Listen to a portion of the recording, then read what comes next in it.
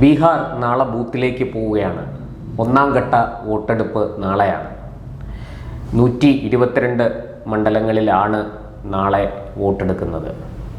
എന്തായാലും ഒരു കാര്യം വളരെ വ്യക്തമാണ്.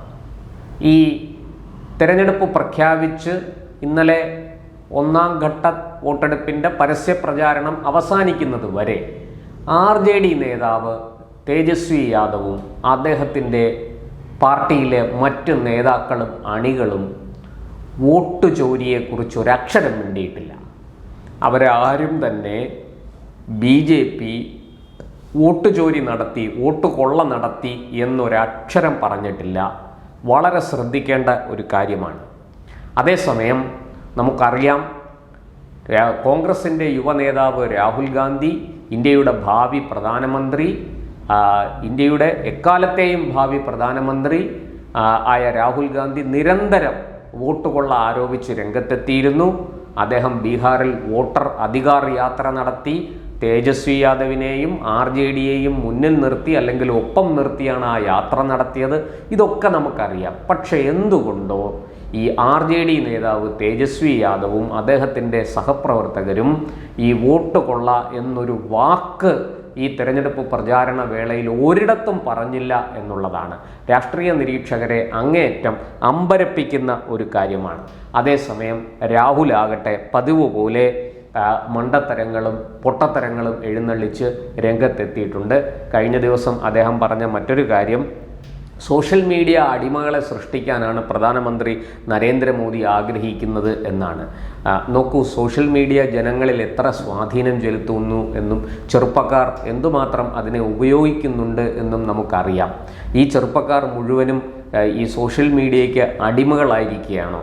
അവർ തങ്ങളുടെ തൊഴിലും മറ്റു പ്രവൃത്തികളുമൊക്കെ ഉപേക്ഷിച്ച് സോഷ്യൽ മീഡിയയിൽ മുഴുകിയിരിക്കുകയാണെന്നാണോ രാഹുൽ കരുതിയിരിക്കുന്നത്?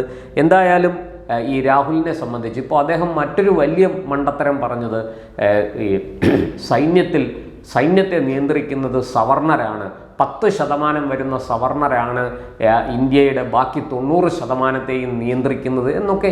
എന്തൊക്കെ വിഡ്ഢിത്തരങ്ങളാണ് ഈ പ്രതിപക്ഷ നേതാവ് എന്ന പദവിയിലിരിക്കുന്ന രാഹുൽ ഗാന്ധി വിളിച്ചു പറയുന്നതെന്ന് നമുക്ക് മനസ്സിലാക്കാൻ വലിയ പ്രയാസമാണ്. നോക്കൂ, സൈന്യത്തിൽ ഒരു തരത്തിലുള്ള ജാതി മത വർഗ വർണ്ണ പരിഗണനകളൊന്നും ഇല്ലാത്ത ഒരു സ്ഥാപനമാണ്, അല്ലെങ്കിൽ ഒരു ഫോഴ്സാണ് നമ്മുടെ സൈന്യം. അത് കര, നാവിക, വ്യോമസേനകളിൽ ഒരിടത്തും അവിടെ ഇന്ത്യ, ഭാരതം, മാതൃഭൂമി എന്നൊരു വികാരമല്ലാതെ മറ്റൊന്നും അവിടെ പ്രതിഫലിക്കുന്നില്ല. അവിടെ ജാതിയുടെ കുത്തിത്തിരിപ്പുണ്ടാക്കാൻ രാഹുൽ ഗാന്ധി കിണഞ്ഞു പരിശ്രമിക്കുകയാണ്.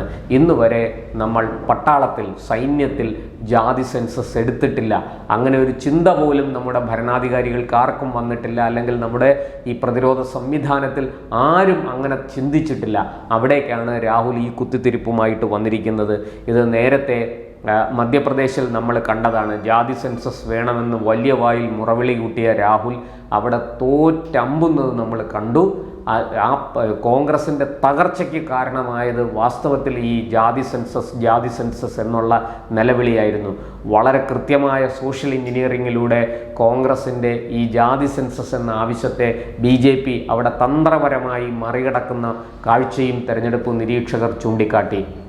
ഇപ്പോൾ അതിനുശേഷം ഹരിയാനയിലും മഹാരാഷ്ട്രയിലും ഒക്കെ തെരഞ്ഞെടുപ്പ് നടന്നു.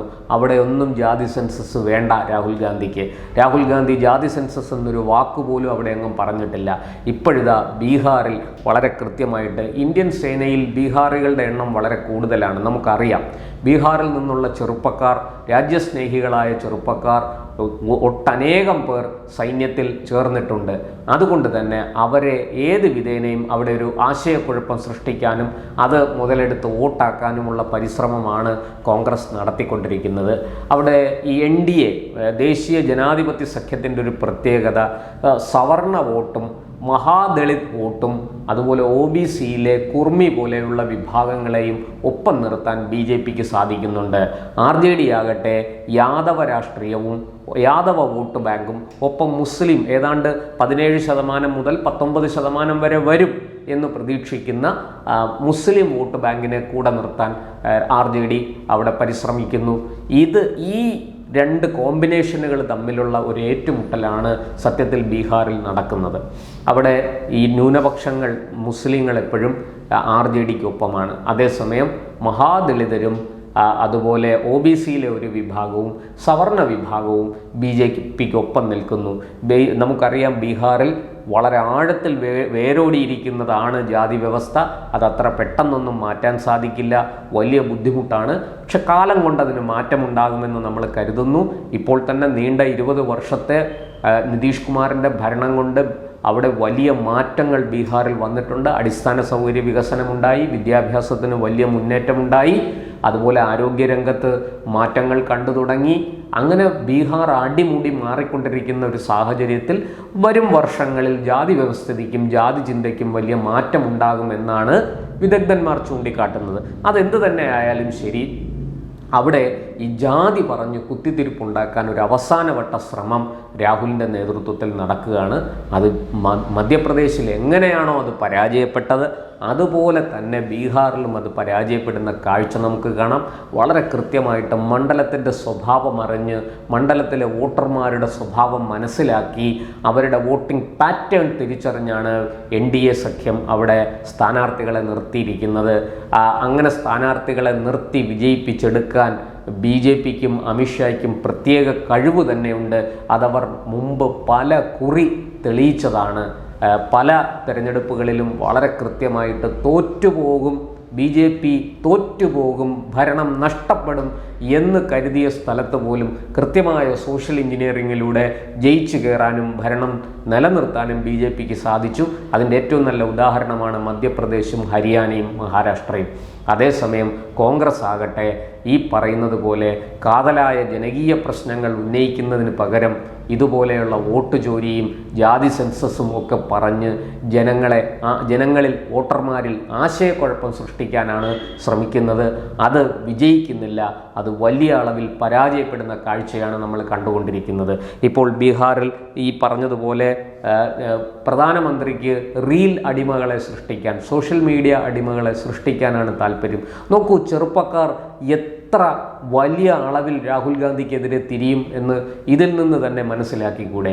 കാരണം ചെറുപ്പക്കാരെ സംബന്ധിച്ചിടത്തോളം അവരുടെ ആശയങ്ങൾ പങ്കുവെക്കാനും അവർക്ക് വിവരങ്ങൾ അറിയാനുമെല്ലാം സോഷ്യൽ മീഡിയ ഇന്ന് ചെലുത്തിക്കൊണ്ടിരിക്കുന്ന പ്രാധാന്യം എത്രയാണ് എന്ന് നമുക്കെല്ലാവർക്കും അറിയാം.